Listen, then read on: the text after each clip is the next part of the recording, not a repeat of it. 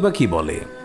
রাসূলুল্লাহ সাল্লাল্লাহু আলাইহি ওয়াসাল্লাম বলেছেন, বিড়াল নাপাক নয়, এটা তোমাদের আশেপাশে ঘন ঘন বিচরণকারী প্রাণী।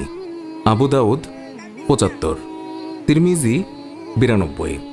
আল্লাহর রাসূলের প্রিয় সাহাবী আব্দুর রহমান রাদিয়াল্লাহু তাআলা আনহু তিনি জামার ভিতরে পোষা বিড়াল নিয়ে ঘোরাফেরা করতেন। একদিন তিনি জামার আস্তিনের নিচে একটি বিড়াল ছানা নিয়ে রাসূলুল্লাহ সাল্লাল্লাহু আলাইহি ওয়াসাল্লামের দরবারে তিনি উপস্থিত হন। সেই সময় বিড়ালটি হঠাৎ করেই সবার সামনে বেরিয়ে পড়ল। এই অবস্থা দেখে রাসূলুল্লাহ সাল্লাল্লাহু আলাইহি ওয়াসাল্লাম তাকে রসিকতা করে ইয়া আবু হুরায়রা, অর্থাৎ হে বিড়ালের পিতা, এই বলে সম্বোধন করলেন। এরপর থেকেই তিনি মূল নামের চেয়ে আবু হুরায়রা নামে বেশি খ্যাতি লাভ করলেন। আর সেই দিন থেকেই তিনি নিজেকে আবু হুরায়রা নামে পরিচয় দিতে তিনি বেশি পছন্দ করতেন।